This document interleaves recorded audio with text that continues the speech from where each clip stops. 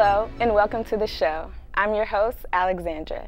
Today on the show we have members of the Gandhi Brigade, a program that prepares youth to become leaders through the creation of multimedia which engages and transforms our community. Please welcome our first guest, Ms. Heather Kubo. Hi, how are you doing today? I'm good, Alexandra. Thank you. Thank you for coming.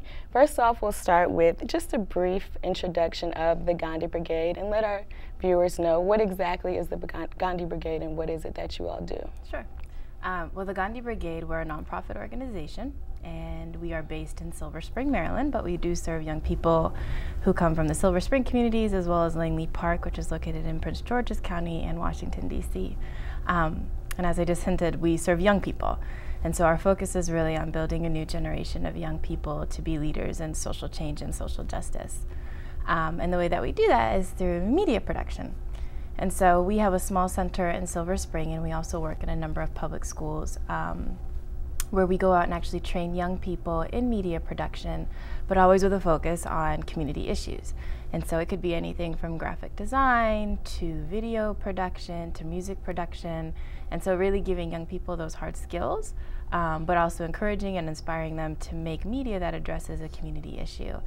In the past, that's been anything from the need for a community space for young people, specifically for young people, to the rights of immigrant youth. Dealing with these young people, there's some principles, core principles that you guys believe in. So tell us about the Gandhian principles. Mm-hmm. Well, because we're a youth media organization, naturally our work lends us towards storytelling, essentially. And the young people that we work with represent a very diverse and different kind of experience. So we don't serve a specific profile of young people. So we have young people that represent different socioeconomic class backgrounds, different racial or ethnic backgrounds, different experiences of immigration or non-immigration, a lot of gender diversity. And so because we go through that process of storytelling, it's really very similar to what Gandhi believed in.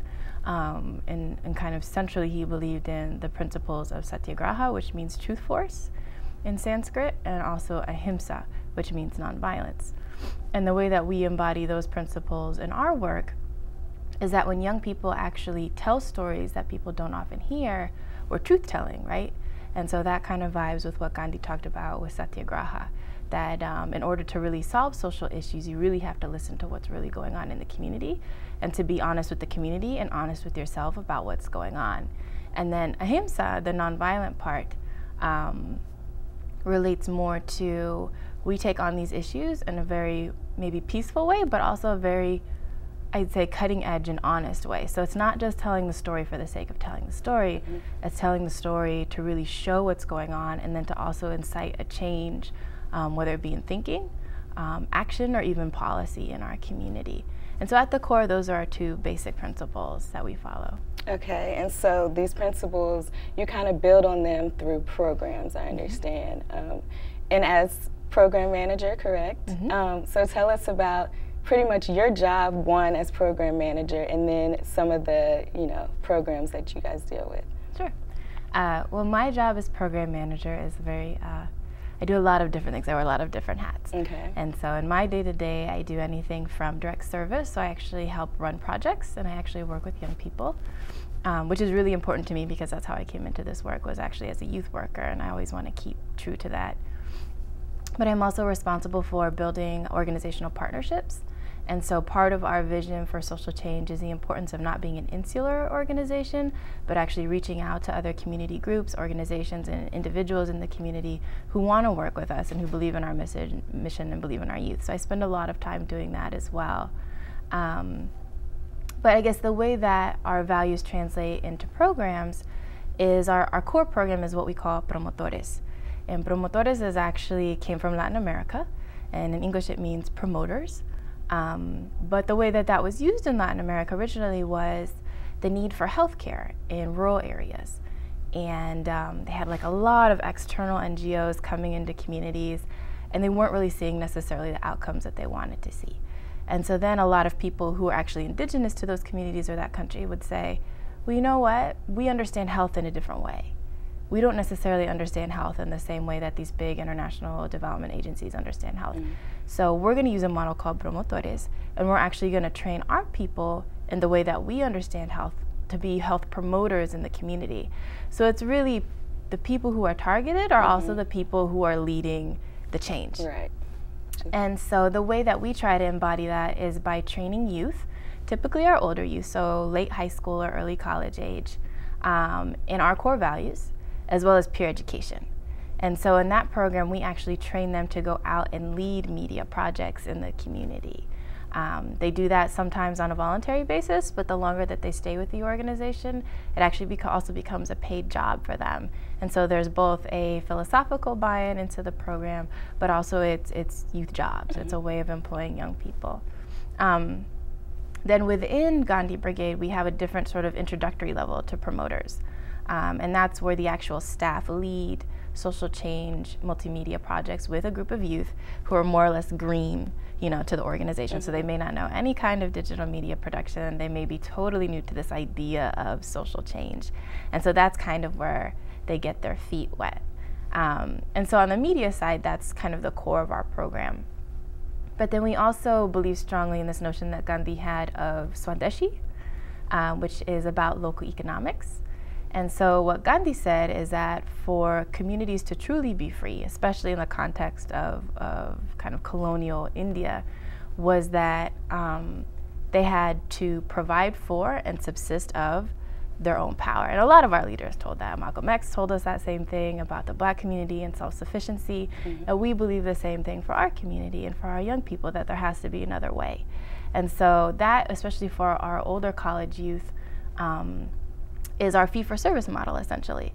So young people have both the kind of interpersonal skills from being a promoter, they have the kind of hard skill training of media production, and so then they go out in the community and they actually do fee-for-service work for community agencies, and it's a self kind of run business within the Gandhi Brigade. It's kind of a separate money-making wing for us. And then our last program is called Freedom School, and that program grew sort of naturally out of what we were already doing. And so feeling like young people were strongly engaged in these issues and strongly engaged in the production aspect of our work, but that we wanted to do a little bit more about bringing together kind of interages, so bringing together adults and youth and having more intentional time to talk about social issues.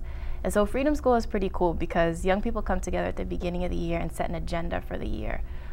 Based on things that are important to them. So different issues. It could be youth space, it could be immigration, it could be environmental issues. And each month we actually address those issues through different vehicles. It could be a film screening, it could be a guest workshop, and it's people of all different ages coming together to do that work. So how old, I know you said the older students were the college and late high schoolers, so how young do they start? They start as young as 11. Okay. So we run programs in the middle schools, and so 6th graders typically are about 11 years old. And we've served all the way up until 24. Wow. So is there a recruiting process, or how is it that, they kind of get involved? And I know you were once, how do I pronounce it? Promotoras? Promotoras, exactly. And so how did, yourself get involved as well? Sure. Well, the young people, one of our focuses is to serve young people across the developmental spectrum for a long period of time. So it's very different, say, than like a social service program, where you come to my agency, we work with you for 8 weeks, you finish some module and you're done, right? So for us, it's you come to us at 11 with certain gifts that only 11-year-old would have, and over time we build those in different capacities. And so a lot of our middle schoolers that start with us actually stay with us until they're in college. We have a lot of middle schoolers, particularly right now, who still work with us in high school. And there's really hasn't been much intentional recruiting outreach in that sense, simply because in the middle schoolers, they naturally are in our program, and if they like it, they stick. And the ones that stick for a very long time, which is really nice. Well, we're going to take a quick break, but we'll be right back with more from the Gandhi Brigade. We're here today to discuss our latest deal. Boss, something huge is happening and it might be a problem. What do you mean there's a problem? Oh yeah, boss. I heard it from Tony. Word on the street is that there's a huge festival going to happen for social change. Youth are uniting to share their visions for something new. It's the Just Us Youth Festival for Media Social Change. Yeah, I heard about it too. It's happening May 21st from 2:30 to 8 p.m. There's gonna be contests, videos, photos, and performances by youth. In downtown Silver Spring? Enough. Who are these so-called youth? Do I know them? We don't need change. I want you guys to bring them in now. You've been warned.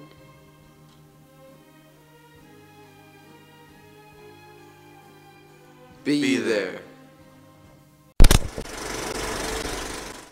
Hello, and welcome back to the show. We have here with us Miss Heather Cubo from the Gandhi Brigade, and we were just getting into some of the projects that Heather's been involved in. I know particularly you went to El Salvador, so tell us about your trip to El Salvador, what you learned, and kind of get into that. Sure. Well, in the spring of 2008, our founding director was really interested in taking an international trip, and so how do we do youth media on a global scale? And there's a lot of kind of inheritance in our field of individual kind of expert producers going abroad and leading projects, but never really young people going abroad to do that kind of work. So in the summer of 2008, we were really excited. We partnered with 2 organizations in El Salvador, which were very interesting in and of themselves. One served either former gang involved or youth living in communities where there was strong gang presence, kind of in the urban area of San Salvador. And then another organization that actually served rural youth on the western side of El Salvador. And they were really interested in what we did and how they could get involved in the work that we do. But we were also really interested in the work that they did, because both of them were involved in what we call popular education, which is similar to our promoters program, but essentially where young people are really teaching other young people about social issues and social justice issues in the community. So in that summer, we took 10 Gandhi Brigade youth. And so our young people were incredible. They taught video production to their peers over the course of 10 days and produced 4 short documentaries that touched on different issues that were relative to both groups. So it wasn't just what was relative to the Salvadorians or to us. They came to consensus. So it touched on issues of family separation. So a lot of Salvadoran youth, as well as a lot of our youth who are from West Africa, talked about the experience of being separated from their parents when their parents were forced to migrate. The experience of growing up without their fathers. And so they produced those 4 short films, but then their Salvadoran peers actually taught them how to lead groups and some of the activities that they use to lead groups. And because a lot of the Salvadoran youth we worked with actually led workshops and conferences in different Central American countries regularly, which was something our young people had never done. And so it was this really beautiful, very wealthy experience of just sharing knowledge and sharing experience. And despite the fact only 2 of our youth actually spoke Spanish, young people have this kind of incredible way of relating across language barriers. Whether it be through popular culture or just being young, things that are even hard for me to understand at this point. But it was a really beautiful experience. And then we actually brought those films back to our community and shared them at a really large screening. And we actually Skyped in the youth from El Salvador so that they could also be present for that screening. That sounds like a lot of fun. Thank you. We will now take a commercial break. And stay tuned, because when we come back, we will have another member from the Gandhi Brigade, Miss Ashley Simmons. Going to malls day after day can get fast-paced and, well, boring. But there is a place where youth can go and be free.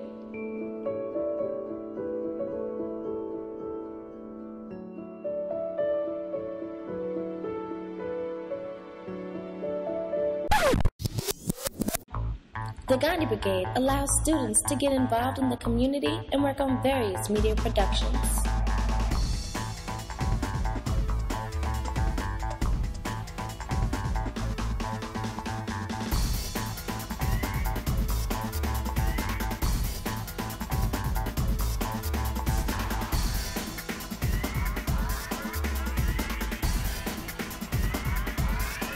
If you want to see change, you have to be the change.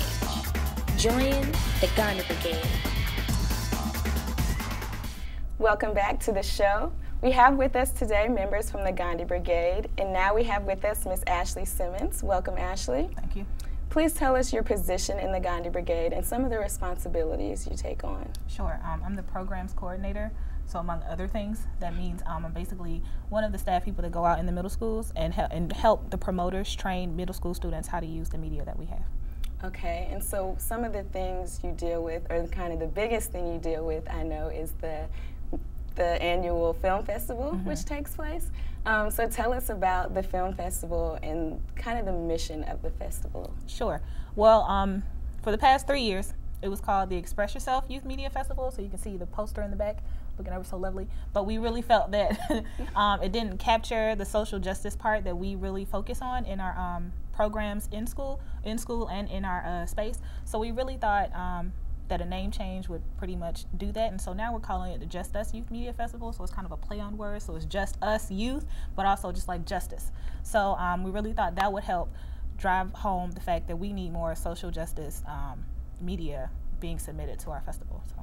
Okay, and how do participants, you know, kind of enter their media into the festival? Is there a selection process, or how does it go? Sure. So they've emailed to festival@gandhibrigade.org. They email all their personal info and links to like YouTube or Flickr or what have you, depending on what their submission is. And we actually, this year, which is the year of beginnings, we had youth judges get trained by media professionals to judge the pieces. So it's going to be a real interesting process. Some of them are really up on their game. Some of them are kind of like, well, I'm interested in photography, but I'm not really sure how to judge it. So it was really good to see, and Heather was the primary coordinator of the judging extravaganza. So it was really interesting to see them learn more about how to judge a video or how to judge a piece of photography correctly. So what kind of art or media exactly do you get submitted? We're focusing only on video, photography, and performance. Last year we had like 6 or 7 mission categories, and it was just way too much. So we definitely focused on 3. Okay, and so with that, do the program, who is involved in designing these posters that we kind of see and the logo that goes along with each festival? We have this year, like I said, year of beginnings. This year we actually had a communications committee. So it involved one staff person and a lot of young people, and they created the logos. Last year it was just a bunch of youth. We saw something that looked really cool, and we wanted to kind of emulate that really funky street cutout style, I guess. So that's where they got this idea from. As you can see on the on the poster, we have some of our special guests that came last year. So I mean, it's kind of a organic creative process. So obviously you're involved every year pretty much. Do you have any highlights from each year? Anything that stands out? Oh, last year was so much fun. I was stressed out for most of the day, naturally so, but I just thought it was really great to see, okay, when you get older and you're a media person or what have you, it's kind of interesting to see like your ego gets a little bigger, and that's okay. I mean, I understand. People, blow smoke up your behind and tell you you're great, but it's so great to see young people come in and they're just like, I just want to perform, I just want to show my stuff, and they're just so excited.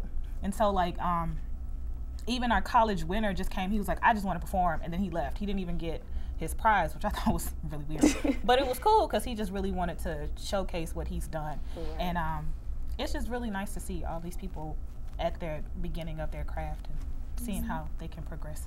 Okay, so in the past, I know you didn't focus on social change. So have you already been getting submissions for this year's festival?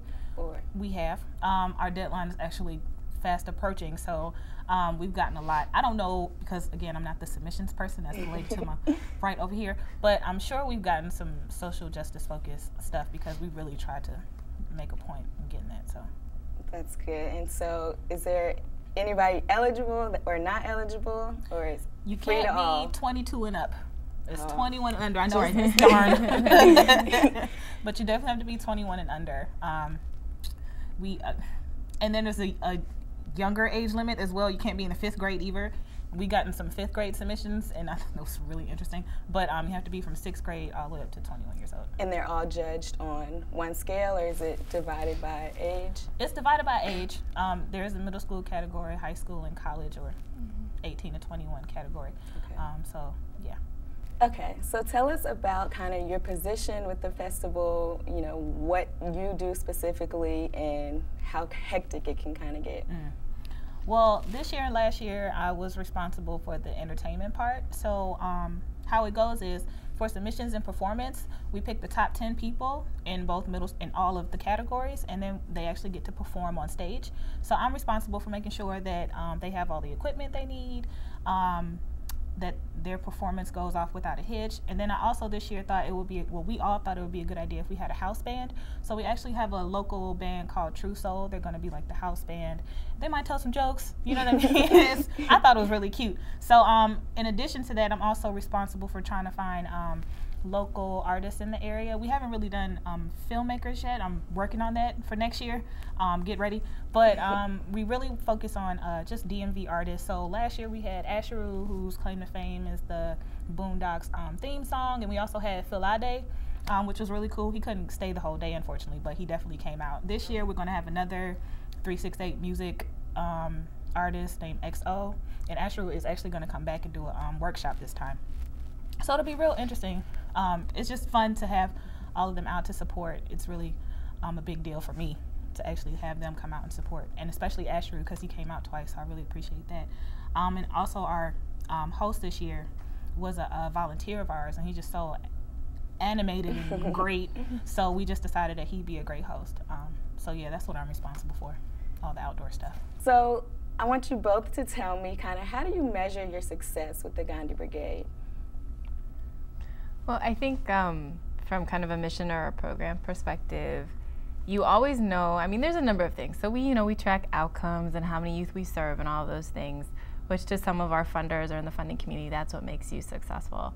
I would say the way that you know when our mission is being enacted is when you see a young person who came into the doors of the center one way, leave having developed their gifts and being like a very powerful young person and a very aware young person. You know that you're really doing the work the way you're supposed to do it. And just to kind of exemplify that is, we had a young woman who was with us for about 2.5 years, who started with us in one of those partnership projects, very once a week type thing, who now she is in her first year at Towson University. She got a full ride, incredible young woman, came here by herself, with her family from her country, from Cameroon. And, when she talks to me about it, she says, Gandhi prepared me for life in a way that school didn't. It prepared me for real life, and it prepared me to be a leader and to be engaged, but not a leader in the sense that I make a lot of money, or I think that I'm better than someone else, but a leader in the sense that I'm helping and engaged in my community to make a difference, a positive difference. And so for me, that's how I know when we're doing what we're supposed to be doing. Excellent. And Ashley? As far as the festival is concerned, just like Heather said, there's the quantity part of it where you have to, try to, at least to the best of your ability, count numbers. But there's also the quality part of it where, what did they learn today? Like, I mean, if we're talking about, like I said earlier, people come in and hone their craft, did they feel more comfortable on stage? Did they learn, sometimes you have to bite the bullet and get people more engaged while you're on stage. It's not just, given to you that everybody's just going to be throwing their hands up and feeling you. And this year when we have workshops, what are they taking from those workshops? So really just thinking about some of the things that they learned during the festival. So it's not just, oh, everybody's just being entertained, but there's also a learning process involved. And are there any future aspirations for the program itself, as far as what you want it to develop into, or not even just you two, but overall, is there any future development? You want to go? You want me to go? Okay. I really would like to see, this year we dabbled a little bit in music production. I think that is a really big way to get young black males to get involved in programs to make you think about, what's going on in your community. So I really think we should expound on that a lot more, try to figure out who we can bring in to teach music production, because I really think that's a great tool, and you'd be surprised like how engaged some of these young people are in the music production part. So that's what I like to see. Yeah. Okay. And the youth themselves, do they inspire you at all, or are you kind of just like, this is what I have to teach you, goodbye? I'm inspired all the time. I mean, it's a learning process for me and them. So I definitely inspire me every day. They're a funny bunch. Yeah, I agree, and it's interesting the levels of inspiration. So sometimes you have like this very mature young adult who's brilliant, who is part of your group. But then even some of the small things, the way a middle schooler sees the world, or how different it is sometimes from the way you see it, and how much you learn from their perspective. So yeah, it's a blessing to be with them every day. Excellent. Thanks again, Heather and Ashley. And that was today's episode of the show. We look forward to seeing you next time, and thanks for staying tuned.